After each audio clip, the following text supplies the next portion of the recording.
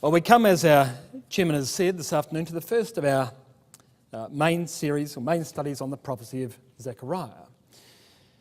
And this afternoon we're going to simply look at the background to the prophecy, the times in which the prophecy was given and the immediate application to the people of those times, the structure of the prophecy, meet the man Zechariah himself. These are the days, of course, about 530 BC, when a small band of captives had returned from Babylonian captivity in the early days of the Persian Empire back to Judah to recolonize the land and to re-establish upon that land a nation of Israel. And you might ask me, well, that's all very well, but how are these words going to be relevant to us? Oh yes, perhaps the latter chapters of the prophecy we know well from our own public lectures relate to the Battle of Armageddon and the events surrounding that, but really, what of the rest of the prophecy, particularly the early chapters which had their main application some 2,500 years ago? Well, remember the comment we made last night that here was a group of people that had returned from Babylonian captivity back to the land of Judah. They returned because they were faithful. And they thought they had learned a lesson which their fathers had forgotten, that you couldn't lightly tread the commandments of God underfoot. You couldn't play fast and loose with the things of the truth and expect that God would be indifferent to that. Well, they return thinking, therefore, that they'd never go into captivity again because they'd learned the lessons of their fathers and that the temple that they were building would never be destroyed again. Well, how wrong they were. Not only would that temple be destroyed again, the very prophets that lived in Zechariah's day said that it would be destroyed again. Even before that temple had commenced building, prophecies were being given to say that it too would be destroyed again, that there would be another captivity, and that this time millions would die. The point being, they wouldn't really learn the lessons of their fathers at all. Those Jews of that generation that had returned from captivity. And my point to you, brothers and sisters, and in fact to us, is that it's no different for us in our days in the times of the Gentiles. Britain is about to leave the European Union. We've been waiting for that event to happen for 40 years, since 1973, when Britain first entered the EU against what we expected should happen. Therefore, when she goes in, we know that she must come out. And Theresa May, as you know, thought an evil thought and said, well, the time elapsing in my tenure isn't long enough. Perhaps I'll have another election and get the full term. Well, that blew up in her face, didn't it? Only it appears most likely to fulfill further prophecy, which would require Britain to be more right-wing, less prone to Catholic aspirations in Europe. So the government that she might have had a couple of months ago will be different to the government that goes forward and makes the final Brexit, because she's now got a coalition with people who like Europe even less, most probably, than she does. So even though Britain, the Tories win the election, God still tweaks that victory. 40 years we've been waiting for that to happen. Israel now, it appears, has approval from the US to form a one-state solution in the land. Donald Trump, unlike Barack Obama, approves a one-state solution. Forget about negotiations with the Palestinians. They're a thorn in your side. Pursue a one-state solution. We've been waiting for that for 70 years, since 1948, because Ezekiel 38 says that Gog comes down upon the mountains of Israel, which are in Israeli control. That's the West Bank. She's got to control the West Bank. She's got to own the West Bank before Armageddon occurs. She won't own Gaza, by the way. She flies upon the shoulders of the Philistines, Isaiah 11 says, after Christ returns. But she'll own the West Bank beforehand. 70 years. We've been waiting for that. And Russia's in the Middle East. Never underestimate the significance of that. Russia's in the Middle East. We've been waiting for that for 500 years, since the fall of Constantinople in 1453 and the migration of the Christian population of Constantinople up to Moscow, making Moscow the third Rome. Can you wonder why Vladimir Putin wants to take the ancient sacred cathedral in Istanbul back to himself again and reform Justinian's Eastern Roman Empire. So the headlines are screaming at us. History is screaming at us. Bible prophecy is screaming at us. But despite that, when Christ actually does return to us, the brotherhood will be in its weakest position since its inception in the days of Brother Thomas. Can you believe it? What do you think the doctor would be saying today if he was watching world headlines? What goes wrong? Well, the love of money comes upon us, you see. 1 Timothy 6 verse 10, your margin will tell you, says that the love of money will seduce people from the truth. Olivet prophecy, Luke 21 verse 34, people will be overtaken by the cares of this life. Matthew 24 verse 12, the Olivet prophecy in Matthew's record, the love of many shall wax cold. The point is that the events that prophecy speaks of at the end of the age are the same at the end of every age. And it doesn't really matter whether it's the end of the Commonwealth of Judah or the end of the age of the Gentiles. There is an enormous spiritual decline prior to the conclusion of that epoch. It will be no different for us, despite the signs of the times. How? How can it happen? Because we will say in our hearts, we have Abraham for our father, and we're never in bondage to any man. And that God has cast off the natural branches and he's grafted us in, he won't do it to us. Well, think again. If he did it to the natural branches, Paul says, what do you think he will do if the wild branches boast themselves like the natural branches did? But flesh is flesh, you see. Do you suppose, brothers and sisters and young people, that just because we're Christadelphians, God will overlook our apathy, our indifference, our laziness, our lack of attention to spiritual things and accept us anyway? Do you suppose that will happen? It didn't happen with his own people. That's the lesson of Zechariah, you see. That will be the lesson of Zechariah. But there, of course, is a hope. All down through time, there has always been a remnant. There was a remnant in Jewry. There will also be a remnant in Christadelphia. Not every Christadelphian is going to be saved, any more than every Jew would be saved. But let me speak frankly.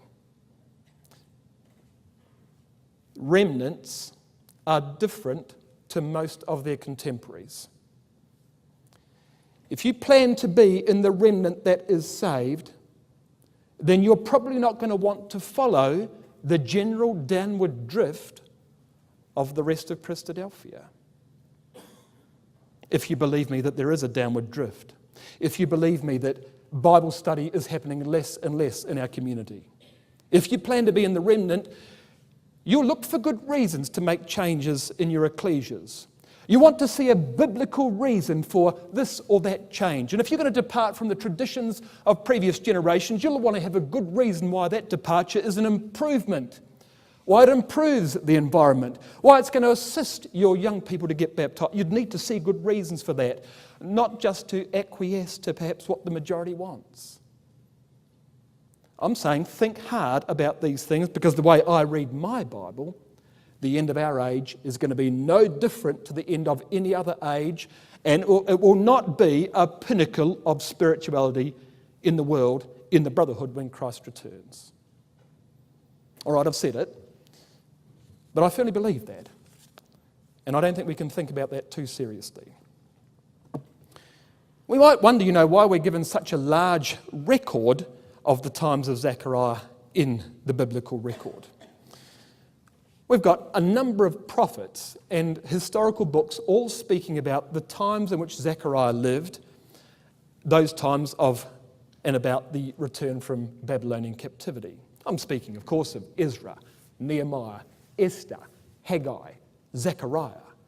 There's a large section of scripture surrounding this particular epoch of time, far larger, for example, than you have about the days of Solomon, when the nation's kingdom was at its greatest. I mean, the golden years of national Israel. Well, the answer to that question, I think, is in the reality of every situation in mankind. The times when kingdoms reach their pinnacle are relatively few and far between, and also relatively short-lived. Solomon had peace with all his neighbours. He had a magnificent kingdom, an enormous income. There was great building, there was prosperity, a state of almost unmixed blessing whilst he ruled. But as we turn the pages of Zechariah, we find a very, very different picture. We have a time in scriptural terms called a day of small things. That's what Zechariah chapter 4 speaks of. His day, the temple they were building, was a day of small things, in comparison to Solomon's day, which was a day of big things, you see. A struggle against opposition from within the ecclesia, opposition from without the ecclesia, apathy and indifference within the ecclesia. A far cry, you might say, from the things of Solomon's kingdom. A day of beginnings. And my point is that is the reality of ecclesial life. Every generation is a day of small things. It's not a day of big things until Christ comes. And therefore we've got a lot of chapters, a lot of books of the Bible devoted to this particular epoch of history, because that's the reality every generation finds themselves confronting. And that's important, you know, because it's in the day of small things that the servants are really tested.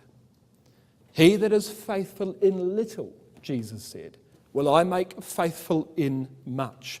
I'll make him ruler over much. But that process begins, of course, by being faithful over little.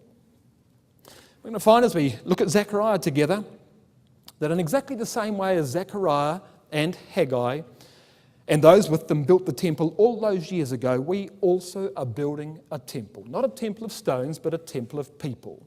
It's a day of small things. We're talking about mortal people, prone to the nature we all bear. Not necessarily easy, not easy to rub the rough corners off these stones, but we're building nevertheless. And as they built on the foundation of Solomon, we're building upon the foundation of the greater than Solomon.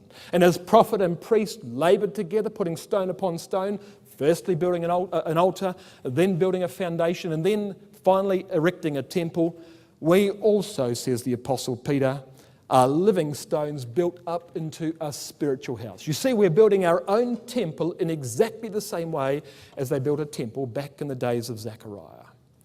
But as every builder knows, every temple begins as a day of small things. And that's why the Bible contains this record. So let's begin with the history. Where are we in time? Well, you know, of almost any prophecy in the Bible, Zechariah is one of the easiest to date of all. I mean, there's very little debate about the historical record, about the dating of the years of the Persian kings. We're left in almost no doubt whatsoever as to when Zechariah prophesied. In 606 BC, Nebuchadnezzar, the king of Babylon, attacked Jerusalem for the first time and took many captives. Those captives were the aristocracy of the nation, and they included Daniel and his 3 friends in 606 BC. Jeremiah, in Jeremiah chapter 29, prophesied at that time that when that captivity would occur, it would last for 70 years, and that therefore, as they would soon know, in 536 BC, those captives would return, at least the first band of captives would return from what would become then Persian domination back to the land of Israel. So therefore in 536 BC, Cyrus, the king of Persia, who had recently inherited his empire from Babylon, made the decree for the Jews to return, and it happened in exactly the right year. Well, in 586 BC, 20 years after his first invasion, Nebuchadnezzar took another captivity and destroyed Solomon's temple. And that date, 586, began another 70-year epoch, the 70 years destruction of the temple. And you can see on the screen there, we have between 606 and 536 BC, 70 years of Jewish captivity. And we have between 586 and 516 BC, 70 years destruction of the temple. 2 70-year periods, you see. And that becomes important because, well, think of this, the captives first returned to the land just shortly after 536 BC. The temple, however, would not be built for the best part of another 20 years, till 516 BC. But it did not take 20 years to build. And this becomes a major point in the prophecy, you see. It did not take, there was a hiatus. There was a cessation of work for the best part of 15 of those 20 years because of all kinds of complications. And it was only because the prophets Zechariah and Haggai got involved that the temple was ever completed in 516 BC. Were it not for them and the instrumentality of their prophecies, it would never have occurred, and certainly not on time. Well, down the bottom of the screen, you can see in those yellow boxes there the references we have to Ezra chapter 1, Ezra chapter 3, all the way through the prophecies of Haggai and Zechariah. And I just draw your attention to the fact, 536, we have Cyrus's decree to return. That's Ezra chapter 1, all the way through to Ezra chapter 3. 535, 1 year later, we've got the foundation of the temple laid. You just read that in Ezra chapter 3, verse 8. 520 BC, 15 years later, after work had ceased on the temple, Zechariah comes in. Haggai comes in and provokes the people to start working once more. And then 4 years later, by 516 BC, as we're told in Ezra chapter 6 and verse 15, the temple is finally completed. So there's where Zechariah fits in with Haggai, with Ezra, in the early years, as I say, of the Persian Empire. Now come with me to Daniel chapter 9. Because, of course, Daniel's prophesying at this very time, or just slightly before this very time, and he's also done calculations about the 70-year period, or one of the 70-year periods that we've just spoken of. And it tells us in Daniel 9 and in verse 1, in the first year of Darius, now this is Darius the Mede, the first of the Persian kings, the father-in-law to Cyrus the Great, that Cyrus who made the decree to return. In the first year of Darius the Mede, the son of Ahasuerus, of the seed of the Medes, which was made king over the realm of the Chaldeans, in the first year of his reign, I, Daniel, understood by books the number of the years whereof the word of Yahweh came to Jeremiah the prophet, that he would accomplish 70 years in the desolations of Jerusalem. Now think about that. Here's a man in Daniel who has spent a lifetime in captivity. He's something like 90 years old here in Daniel chapter 9. He went to Babylon as a young man, as a youth, and he's been studying prophecy. And as the scrolls of Jeremiah were unrolled from the pen of that writer and made their way to Babylon, you remember Jeremiah was in Jerusalem, Daniel would be eagerly digesting everything his contemporary prophet wrote. And despite the fact that your margin says Jeremiah 25, I believe this is a reference to Jeremiah 29 and verse 10, he's going through the prophecy of Jeremiah 29 and he's spotted the 70 years and he's doing the calculations, and they're nearing the year 536 BC, and Daniel is saying, we've got to return. The 70 years from when Nebuchadnezzar took the first captivity has almost elapsed, and any time soon we've got to have a decree to return, and Daniel's calculating that in verse 2 of Daniel chapter 9. Well, of course, Daniel was very senior in the Persian Empire, having been promoted by the Babylonians remarkably because of his of the spirit of the excellent spirit that the record in Daniel ascribes to Daniel. The Persians also accept him into their empire as an extremely senior public servant. Daniel therefore knew King Cyrus personally. And if Daniel is calculating the year that the Jews ought to return from captivity, do you suppose that he would have told Daniel chapter 9 verse 2 to Cyrus? Well, of course he would. He was the guest at the table of the king of the greatest empire of the world at the time. And only 150 years earlier, Isaiah had prophesied in Isaiah 44 and verse 28 that Yahweh said of Cyrus, "He's my shepherd. He shall perform all my pleasure," even saying to Jerusalem, "There shall be built into the temple, thy foundation shall be laid." Do you suppose that Daniel showed Cyrus the Isaiah scroll of Isaiah 44? I expect it's almost certain that he would have showed him that. Because any time soon, Daniel 9 says, that decree has got to be given for the Jews to return. And Cyrus has got to know that the God of Israel has included him by name 150 years earlier in prophecy. Why wouldn't you show that to the monarch of the empire of the world, who you knew personally, whose table you dined at? Why wouldn't you show that? Of course you would. Well, it's not long before that decree is given. On time. You can read of it in Ezra chapter 6.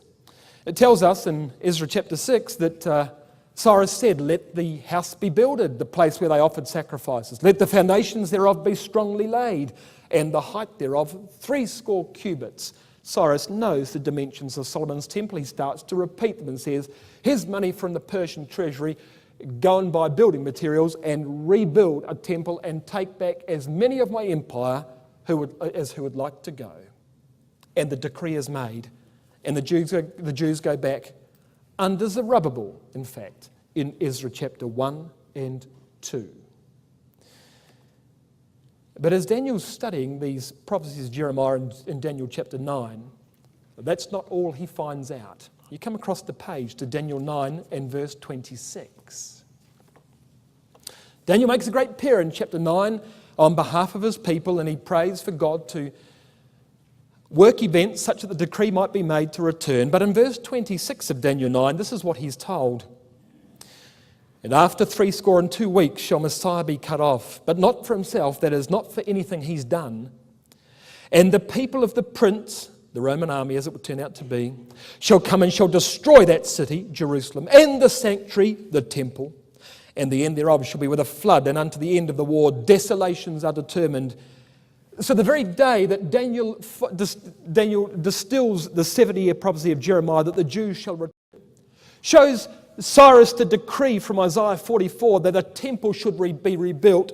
He's told that that temple would be destroyed. That's my point, you see. Even before work had begun, prophecies were saying that this temple's got a limited life. It's going to be here for a purpose, and it's going to go because your people will never learn the lesson. Not till Messiah finally comes the second time will they ever learn to serve me, says God.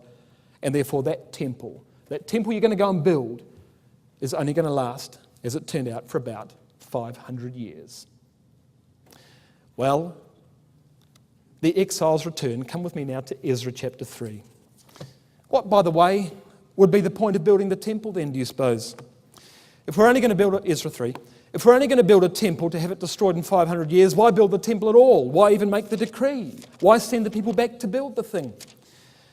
Well, because building a temple is not just about laying stone upon stone. It's about building people, isn't it? Why build an ecclesial hall, brothers and sisters, when you know, for example, that Christ is going to come and it will be destroyed? Well, because it's in the cooperation we have together in building things in ecclesial life that builds people, that changes characters. So even if the temple's got a limited life, there's still value in building the temple.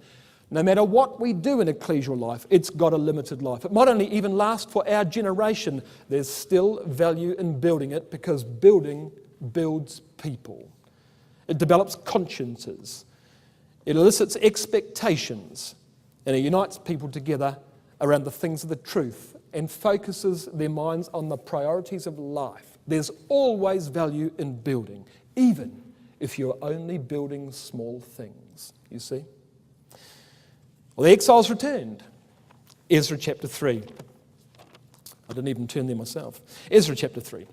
Barely 50,000 of them, by the way, as you find out from Ezra chapter 2. Men, women, children, a few animals. And what do they come back to? What was there in Israel when these captives finally got back there? What was there in Judah? Well, The answer is that there wasn't much. Even before Judah went into captivity, Assyria had come and destroyed all of the northern kingdom. They'd taken every city in the northern kingdom and depopulated those Jews from the northern kingdom of Israel into Assyria. They had replaced them with a whole lot of mixed people, which we know today as the Samaritans. All of them highly superstitious, worshipping, as Jesus says, they know not what. That was what was in the north. They were the people that greeted the returning captives when they finally got back to Judah. The Samaritans had populated the land. Those Samaritans, of course, had a smattering of the truth because one of the priests was sent back by the Assyrians to teach them how to worship the God of the land so that the lions didn't attack them, you'll remember. And all that did for the Samaritans was add Yahweh to the host of deities they already worshipped. The place was run down. There was no industry. There was no great urban development. It was full of wide open spaces which were occupied by a people hostile to the Jewish cause. That's what the captives found when they finally got back to the land.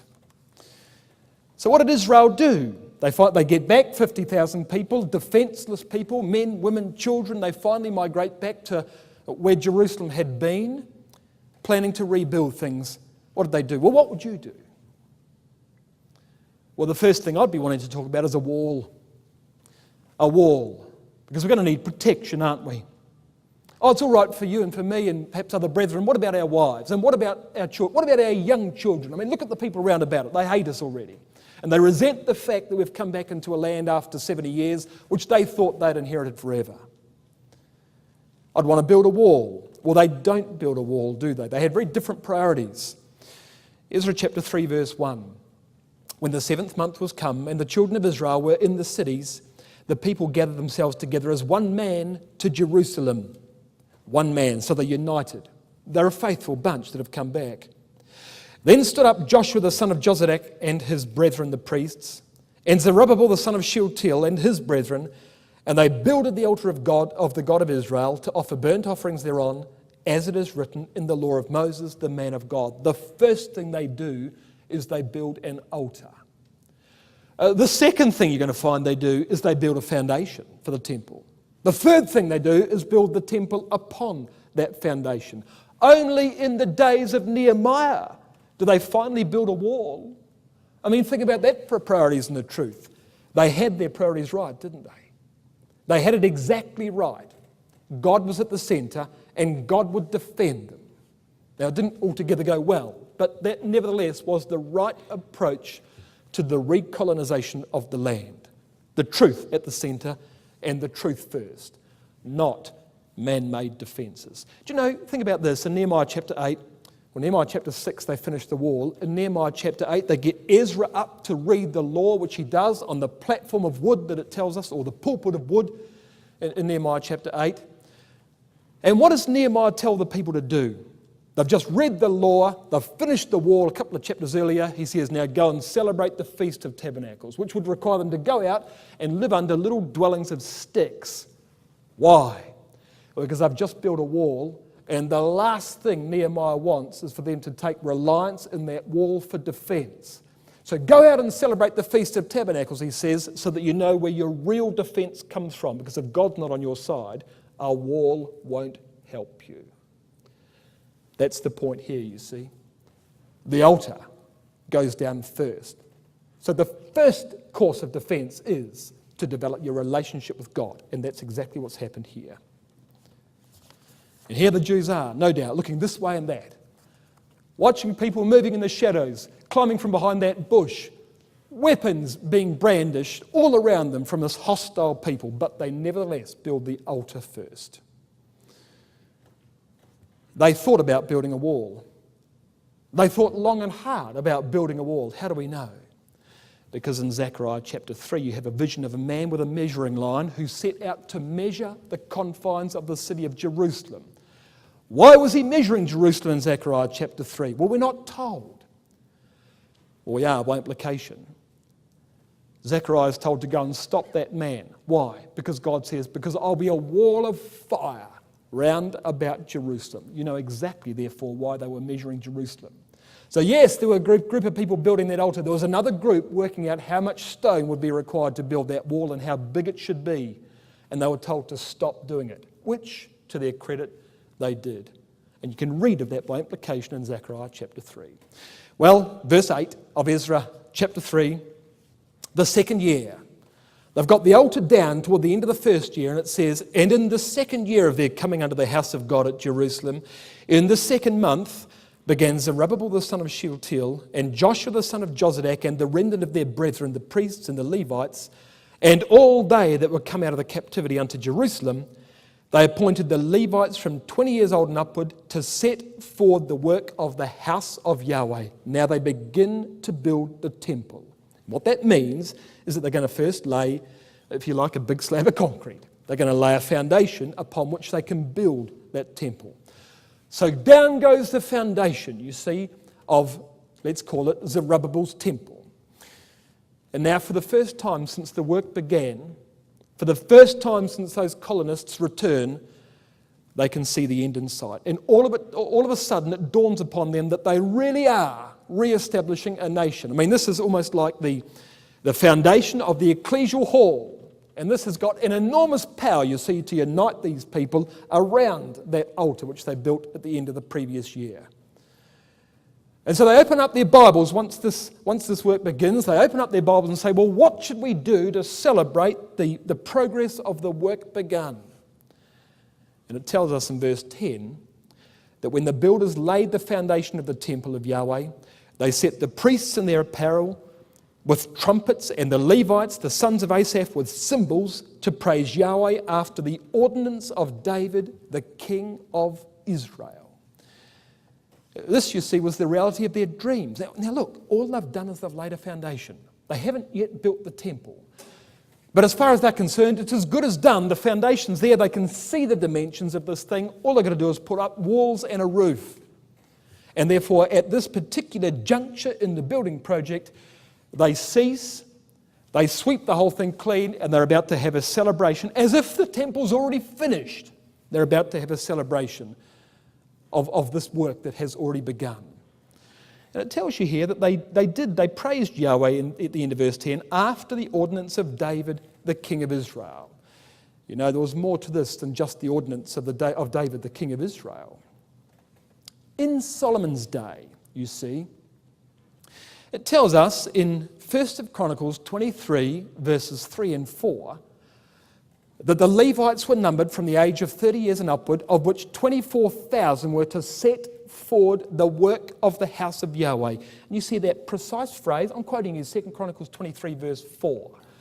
That precise phrase occurs at the end of Ezra 3, verse 8. To set forward the work of the house of Yahweh. They can see themselves copying precisely what Solomon did when he commenced building his temple, which Nebuchadnezzar destroyed 70 odd years ago. Well, the temple was finally completed in Solomon's day, and it tells us in 2 Chronicles chapter 5 that when the temple was finally completed, they had a great celebration, an enormous celebration. And in 2 Chronicles 5 and verse 12 it says that the Levites, which were singers, all of them, Asaph, Heman, Jeduthun, being arrayed in white linen and having cymbals, stood at the east end of the altar, with them 120 priests sounding with trumpets. So when Solomon's temple was completed and about to be inaugurated, inaugurated, there was an enormous celebration which is recorded for us in 2 Chronicles chapter 5. Can you see that is directly referred to in verse 10 of Ezra chapter 3? They set the priests in their apparel with trumpets, and the Levites, the sons of Asaph, with cymbals. They're doing it right here in verse 10. But the point is that Solomon is doing this in 2 Chronicles 5 at the completion of his temple. They're doing it at the completion of the foundation of the temple. So you can see what's in their minds. As far as they're concerned, it's as good as done, and they're copying Solomon's celebration, the enormous celebration he had when he completed the temple. And then in 2 Chronicles 5 verse 13, it came to pass, as the trumpeters and the singers were as one, They praised Yahweh, saying, "For he is good, for his mercy endureth forever." And look at verse 11 of Ezra 3. They sang together by course, praising and giving thanks unto Yahweh, because he is good, for his mercy endureth forever, toward Israel. So no question, you see, about what's happening here. They're copying the festivities of Solomon at the completion of Solomon's temple. All they've done is laid the foundation, but as I say, it's as good as done in their minds. They can see the revival of their dreams in bricks and mortar. And it's a very small step, having now laid the slab, a very small step to see walls and a roof go upon this thing. And such, you see, was the unity of the people in doing this, that there's no question at the quality of the celebration they would have when, at this point, the foundation was laid. Well, the record goes on in verse 12, and it tells us this of Ezra 3. But many of the priests and Levites and chief of the fathers, who were ancient men, that had seen the first house, that is, that had seen Solomon's temple, when the foundation of this house was laid before their eyes, wept with a loud voice, and many shouted for joy. So, verse 13, that the people could not discern the noise of the shout of joy from the noise of the weeping of the people. For the people shouted with a loud shout, and the noise was heard afar off. So ringing around the hills surrounding Jerusalem was the chorus of 50,000 people in acclamation as the celebration of this foundation continued. And the noise, it says at the end of verse 13, was heard afar off. And you might make the verbal link between verse 13 of chapter 3 and verse 1 of chapter 4. The noise was heard afar off. Now when the adversaries of Judah and Benjamin heard that the children of the captivity builded the temple, well, then they came to Zerubbabel and said, "We'd like to help," in verse 2 of chapter 4. Now what would you say to that? So you've just commenced the work of the temple, and the Samaritans all round about you, who have some knowledge of your God, who have copies of your Bible, they say that they'd want to participate in this and they'd like to help. Well, they come to you and they say, "Well, you know, we've since the Assyrian invasion, we've been Christadelphians too. Oh, we don't call ourselves Christadelphians, we're just Christians, and we don't restrict our worship to the worship of Yahweh. We're more broad-minded than that, but we know exactly what you're up to, and we'd like to support that work." Well, Zerubbabel won't have any of it, of course. He sees through this thin veneer of the offer of assistance from the Samaritans. He knows all they want to do is pour cold water upon this work and stop it. Now we know that was their intention, because when they are declined, verse 4 and 5 of chapter 4 tells us that the people of the land weakened the hands of the people of Judah and troubled them in the building, even hiring counselors against them. So there was nothing good, there was nothing altruistic or honest about the offer of assistance from the Samaritans. The opposition, in fact, was instant, and it was fierce. And it would begin with criticism of what the Jews were doing, and it would escalate to threats, probably intimidation. Eventually they hire professional counsellors against the Jews to try and stop this building work and leave it as just a foundation. And the Samaritans were successful. Not just for a year or two, they were successful for 15 more years. So we've laid the foundation here in 535 BC, in the second year after their return from captivity. We're not going to recommence building of the temple until 520 BC, when Zechariah and Haggai get personally involved. So for 15 years, the Samaritans stop all ecclesial progress, by intimidating the Jews to stop work. Now, why would they do that? I mean, let's be honest, it's hardly as though there's no room for population in the land. I mean, the Jews and the Samaritans could have coexisted side by side without even seeing each other from one hilltop to the next. I mean, it wasn't that populous. What was the issue that the Samaritans had? Well, they had a mighty big issue, you see. At the completion of Solomon's temple, Solomon held a great feast of dedication. He brings up the ark to the temple, and he offers his great prayer in 1 Kings chapter 8. Sacrifices 120,000 sheep. He had a great feast of dedication that lasted 14 days. And it says in 1 Kings 8 and verse 65 that at that time Solomon held a feast, and all Israel with him, a great congregation from the entering in of Hamath to the river of Egypt. So from the uttermost parts of the north to the uttermost parts of the south of Solomon's enormous governed territory. All people involved in that territory were included in this feast.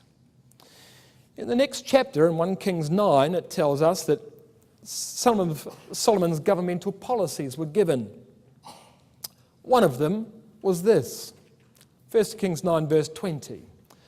And all the people that were left, which were not of the children of Israel, that is all the Gentiles living under Solomon's control, whom the children of Israel were not able to utterly destroy, upon those did Solomon levy a tribute of bond service until this day. So he enslaved the Gentiles. That's what Solomon did. He enslaved the Gentiles to assist him in the completion of his enormous list of building projects. Well, in time, of course, Solomon died and years went by. The mighty colossus of Assyria comes, arises in the north, down she comes, takes the northern kingdom into captivity and replaces the Jews with the Samaritans. Where'd the Samaritans come from? 2 Kings 17, verse 24. The king of Assyria brought men from Babylon, from Cuthah, from Ava, from Hamath, from Sepharvaim, and placed them in the cities of Samaria instead of the children of Israel. Now that's interesting because there were men of Hamath that the Assyrians brought in to occupy the northern half of Israel. Hamath at one time was controlled by Solomon and enslaved by him after the completion of his temple. Can you see the problem? These Samaritans know their history as well as you and I know ours. And they can see, as the foundation has gone down, the day coming when we have a restored Judah which wants once again to enslave Gentiles. And they won't have a bar of it. And they're going to do everything they can, therefore, to stop the building of this temple and to stop the progress of a resurrected Judah in the land of Israel. Not interested at all. Well, that was one problem. And that's what motivated the Samaritans. Whilst that's bad enough, it wasn't just the Samaritans that stopped the building. Did you notice in chapter 3 and verse 12 of Ezra, another problem? Many of the priests and Levites and chief of the fathers who were ancient men that had seen the first house, Solomon's temple, when the foundation of this house was laid before their eyes, they wept with a loud voice, and many shouted aloud for joy. And then it goes on in verse 13, so that the people could not discern the noise of the shout of joy from the weeping of the people. We've got a problem in the ecclesia, don't we? Not only was there opposition from without, staunch opposition from without, which was successful, but there was disappointment and apathy from within. And the disappointment and apathy was characterized between the generations. The old men compared the foundation that they had just laid with the foundation that Solomon laid, and they were comparing what this house was going to be to the former house, and they said, well, we're building a temple, sure, but it's not going to be as good as Solomon's temple. And they burst into tears at that and said, well, what are we doing? We're not resurrecting the empire at all, really. We might as well be building the thing out of cardboard. What kind of a temple is this? And they pour cold water upon the entire project. But there was another generation, the young men here. They hadn't seen Solomon's temple. They'd been born in captivity, and they had gone back to Judah, and they'd begun the greatest building project of their lives. And it didn't care if they'd built this thing out of matchwood. They wanted a temple, and they were going to have a temple, so that there was a great shout of joy from the younger generation and a great weep of commiseration from the older generation, both looking at the same foundation, both contemplating the completion of the same temple. And one viewed that with enormous joy, and the other viewed that with enormous disappointment. And we've got a conflict between the generations in the ecclesia over the same ecclesial work, you see. And if that's the state of your ecclesia, and then you've got opposition, Samaritan opposition from without, well, I'm sorry, you're sunk, aren't you? You are sunk. They began as one man and they put up the altar, no problem. They continued as one man and they built the foundation, no problem. But then they stood back and looked at that, and one group jumped for joy and the other group burst into tears when they realised what the completion would look like. That destroyed the unity of the ecclesia, and therefore the Samaritans were all over them like a rash and completely stopped any further ecclesial development for the next 15 years. My word, brothers and sisters, if that's not an exhortation to unity, what is? Because as the world assaults ecclesial life, if we are not united in our purpose, even in our devotion to small things, we will completely drop the ball and lose the game. Because the world is extremely powerful. And would you believe, for example, that the Samaritans would have fostered that conflict within the ecclesia? Of course they would have. They would use any trick they could to stop that work. And they were successful, as chapter 4, verses 4 and 5 tells you. Unbelievable. But let me tell you this. If this was to happen in your ecclesia, and perhaps a great building project of some kind, be it a physical or a spiritual building project, whatever it might be, if some great initiative was begun, perhaps there's a reformation, let's just make this up. There's a reformation and you're going to get back to the traditions of your fathers and you're going to recreate the ecclesia like it was in the old days, but there's only one of the generations in your ecclesia that remembers how things were. Maybe you're going to start a magazine, whatever it might be.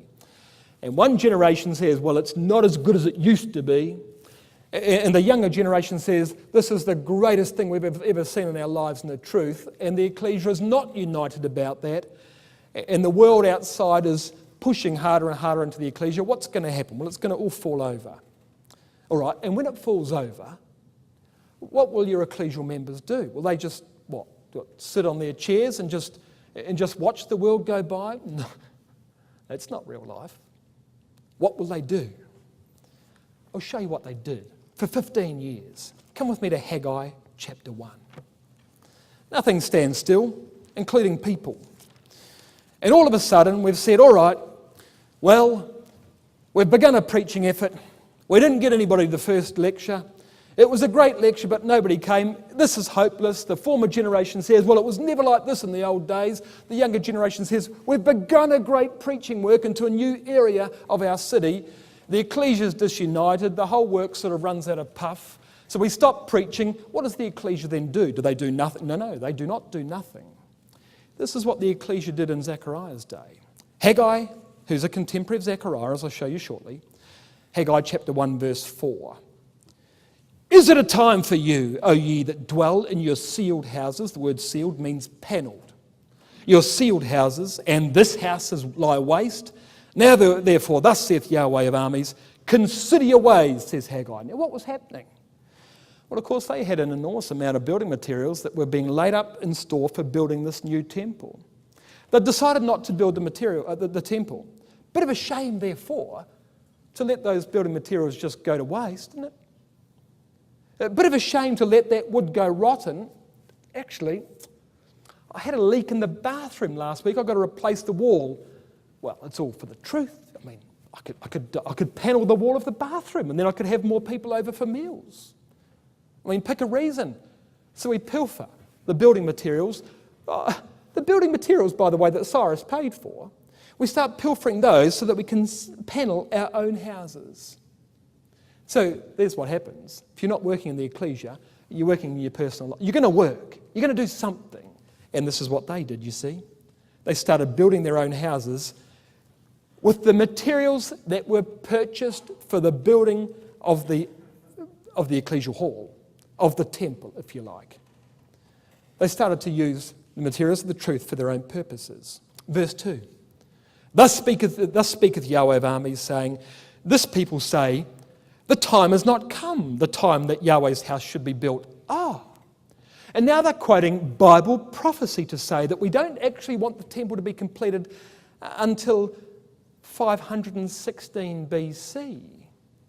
But it's now 535 BC.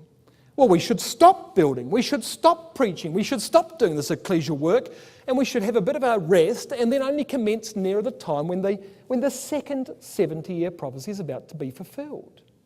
So they have a biblical justification for why they should stop doing this or that work in the ecclesia.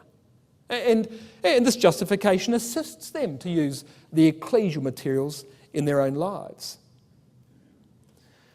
Well, because of that, they were cursed. You see, look at verse 6. You've sown much and you bring in little. You eat, but you have not enough. You drink, but you're not filled with drink. You clothe you, but there is none warm. And he that earneth wages to put it into a bag with holes. What does that mean? Well, they've justified their actions. And they're stealing the ecclesial building materials and incorporating them into their own lives. They keep making money at a rapacious pace in verse 6, but they never ever seem to get ahead. Inflation's now spiralling out of control. Always another bill comes in. They buy a new car. It breaks. And how about that? We're just out of warranty and we leak another $5,000 to fix that problem. And the more they earned, well, it says here, you earn and you merely put your money into a bag with holes and it's leaking out of your bank account as fast as it's going in, and no matter what you do, you never ever seem to get ahead because God's cursed everything you touch. Everything you touch. You're turning straw into lead. Not only that, verse 11, I called for a drought upon the land and upon the mountains and upon the corn and upon the new wine, upon the oil, upon that which the ground bringeth forth, upon men, upon cattle, upon all the labour of the hands. Even nature was against them. So now you've lost your job. The bills are still going to come in. You've lost your job now. So the bag that you have with holes doesn't even have anything going into. I mean, you are going to become desperate, and the entire economy, the Jewish economy of those captives that have returned, is now running out of control. Everything's leaking away. So they haven't paid any attention to God's house. He's going to pay no attention to theirs. And the people say to Haggai, "Well, what can we do, Haggai? Well, what can we do? I mean, now we've got no money. Oh, we had a nice house, but we can't afford to maintain it. Everything's falling down around us. We're spending all our time just to get enough food to eat. How can we possibly do anything?" And they go to Haggai and they say, "What should we do?" And he says, "It's simple." Verse 7, "Thus saith Yahweh of armies, consider your ways. Go up to the mountain and bring wood." I mean, there's no wood left from Cyrus. "Go up to the mountain," he says, "and bring wood. And build the house, and I'll take pleasure in it, and I'll be glorified, says Yahweh." Bring wood. Start patching up the holes in your ecclesia. Start building the walls of your ecclesia. It doesn't have to be stone and cedar overlaid with gold. I don't care what it looks like, Haggai says. If your heart's right, if you've got a positive activity in the ecclesia, I'll bless it, says Yahweh, and I'll rejoice in it. And you know, that's the big point of the prophecy of Zechariah. That's why they return from captivity. Not to build a temple, but to build an ecclesia. What use has God got for temples? He doesn't dwell in temples made with hands. He dwells in the hearts of people. So building the physical temple was merely a conduit to assist in the building of the spiritual temple. That was really all it was about, and therefore it didn't matter what it was built from. Of course it wouldn't be as good as Solomon. Cyrus would never ever fund that, but spiritually it could be equal to Solomon's, you see, and that was the point. And that point is emphasised, because look at chapter 2 and verse 6 of Haggai. "Thus saith Yahweh of armies, yet once it is a little while, and I'll shake the heavens and the earth, and the sea and the dry land." Now that verse is quoted in Hebrews chapter 12 and verse 26, and it leaves us in no doubt as to what that's saying in Haggai chapter 2. The heavens and the earth speak of the Jewish heavens and the earth. That is the government of the kingdom of Judah in the days of the Lord Jesus Christ. The rulers and the citizens of the Mosaic system, and it's going to be shaken to pieces. AD 70 would come, God would wipe out the Mosaic, the Jewish Commonwealth and the Mosaic system, and with it, the temple, this temple that they're building. So even Haggai says on one hand, go and get wood and build this temple. And in the next breath, and I'm going to shake it to pieces in the future, God says, I only ever plan it to be a temporary temple. Exactly what Daniel said in Daniel 9 and verse 26, you see. From the get-go, it was only ever planned to be temporary. Why? Because the real purpose is the building of people, not the building of sticks and stones. Now come with me to Ezra chapter 5. Back to Ezra. All right, so Haggai's got involved. Zechariah, as I show you, is going to get involved. The Samaritans have stopped the work in Ezra chapter 4, but it recommences in Ezra chapter 5 some 15 years later. And Ezra chapter 5 and verse 1 says this: the prophets Haggai the prophet, Zechariah the son of Iddo, this is our Zechariah, Zechariah the son of Iddo prophesied to the Jews that were in Judah and Jerusalem in the name of the God of Israel, even unto them. Then rose up Zerubbabel the son of Shealtiel and Joshua the son of Josedek, and began to build the house of God which is at Jerusalem, and with them were the prophets of God helping them. You see what's happened? So Joshua and Zerubbabel went back with these captives and they started the building work. The ecclesia was divided. The opposition from outside stopped the building work for 15 years. And God sends in two prophets, Zechariah and Haggai. The people asked Haggai, who I'll show you shortly, was the older of those two prophets, what should we do? He says, get up the mountain and get wood. There's none left here, so get up there and get it and start building the walls. Zechariah says, and don't think about building a wall around this city. Yahweh will be a wall of fire about the city to defend it. You'll be fine if you trust in the God of your fathers. And what's more, we'll help you do it, as it tells you in these first two verses. Zechariah and Haggai assisted Joshua and Zerubbabel and the people to continue work on the temple after, as I say, a 15-year hiatus. It's now 520 BC in Ezra chapter 5 and verse 1. Marvellous picture, you know. Month after month, those prophets, Haggai and Zechariah, spoke to the people, encouraging them, building them so that they in turn could build the temple. The opposition, of course, from the Samaritans was immense. Letters are going back and forth to the crown to stop this building work, to suggest that the Jews are resurrecting an ancient kingdom and they plan to rebel against their Persian overlords. All of it failed. Ultimately, all of it failed. But as the record implies here, you can see Zechariah and Haggai were contemporaries. And they worked together. There was an overlap in their ministries. They weren't the same age, but their ministries overlapped. And as you put together the record of the prophecy of Zechariah and the prophecy of Haggai, you can see that they work like this. They dovetail like this. So in the second year of Darius, now what was that if I run back here? The second year of Darius, 520 BC. Haggai begins prophesying in Haggai chapter 1, a call to work. Later on the same year, he completes the last 4 verses of Haggai chapter 1 as another prophecy. The response of the people is recorded. Haggai chapter 2 begins that year. The future glory of the temple, the fact that the temple is going to be destroyed and replaced when the desire of all nations shall come in, the return of Christ. Then Zechariah begins in Zechariah chapter 1, in the second year of Darius, in the 8th month, the first 6 verses of Zechariah chapter 1. Haggai continues in Haggai chapter 2. There will be immediate blessings if you complete this temple. There will be future blessings if you complete this temple. Then Zechariah launches again in the 24th day of the 11th month of the second year of Darius, and he gives basically Zechariah chapter 1 through 6. 2 years later, Zechariah comes on again, chapters 7 and 8. In the 4th year of Darius. 2 years later, in the 6th year of Darius, 516 BC, Ezra chapter 6, verses 14 and 15, the temple is completed. As a consequence, in large part, of the assistance of those two great prophets, Haggai and Zechariah. But there's the question. How could Haggai and Zechariah provoked the nation into completing that temple when Joshua the high priest and Zerubbabel, the civil leader of the land, could not.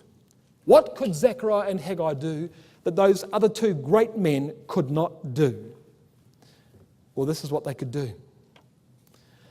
They could unite old and young in the ecclesia like that.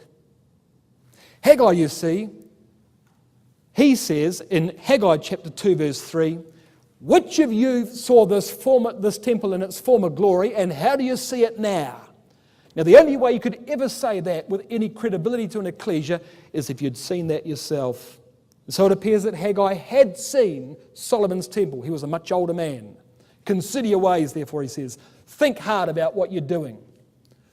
Change your lives. Don't think like what you've been telling me. Haggai was an older prophet, and he could speak directly to the older generation. Zechariah, however, his grandfather, Iddo, who we read of in Zechariah 1 verse 1, he returned to the land with Zerubbabel in 536 with the first band of captives that returned. Zechariah's grandfather.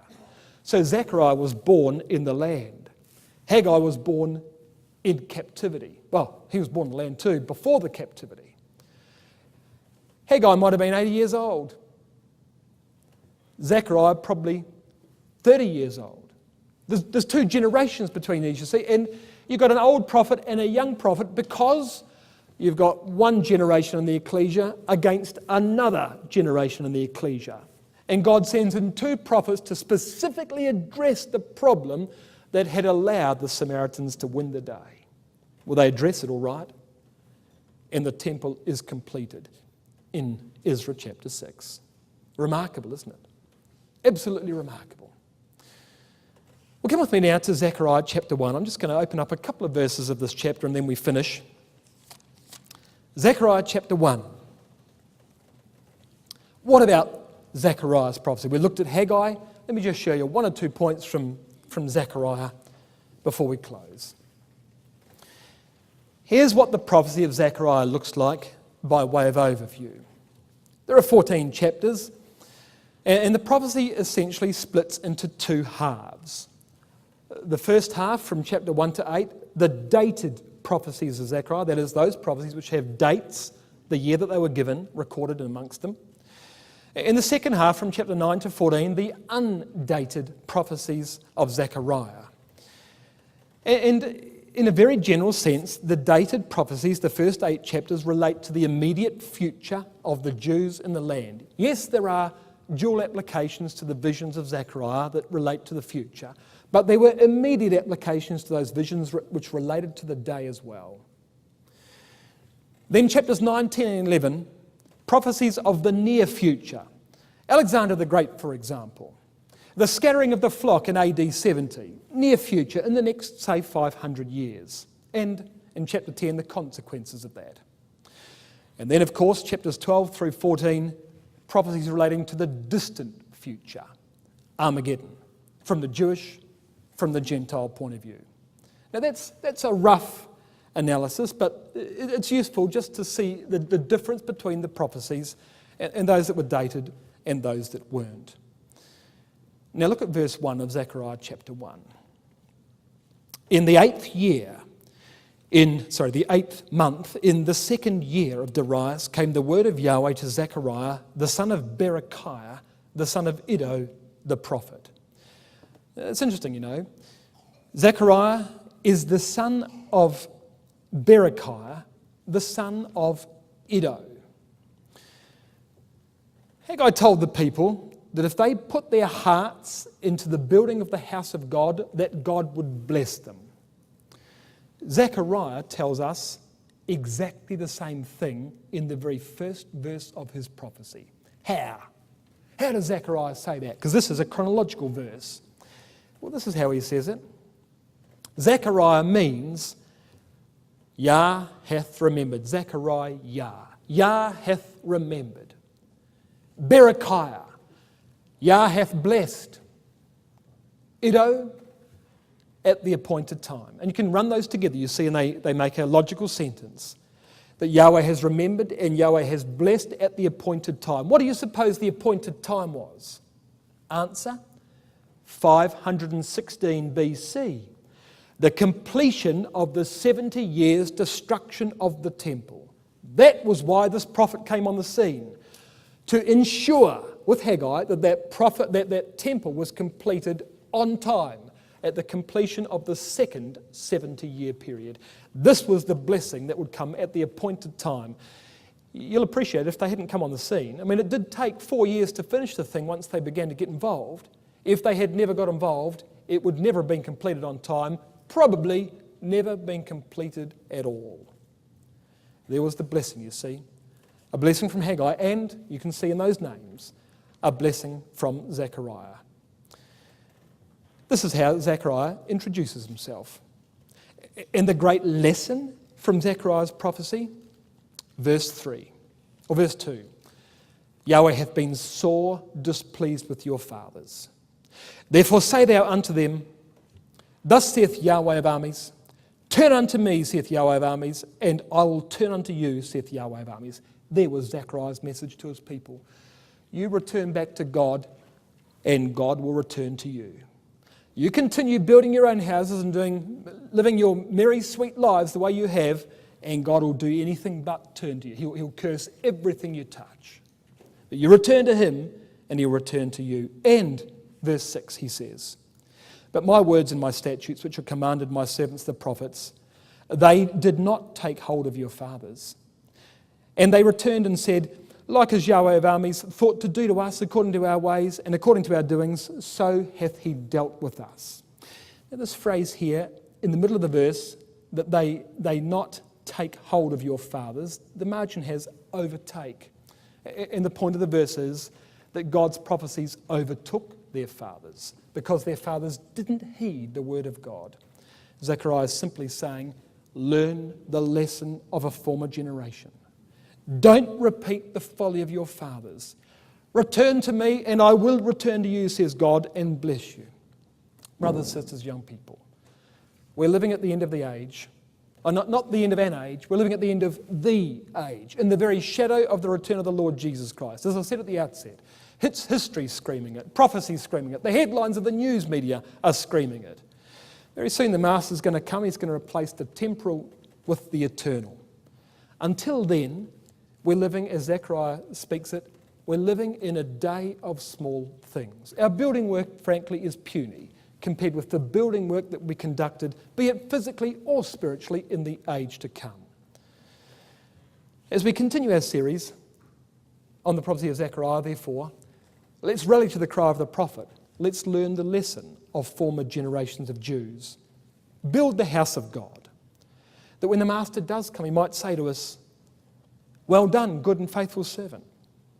There has been faithful over a few things. I, therefore, will make thee ruler over many things.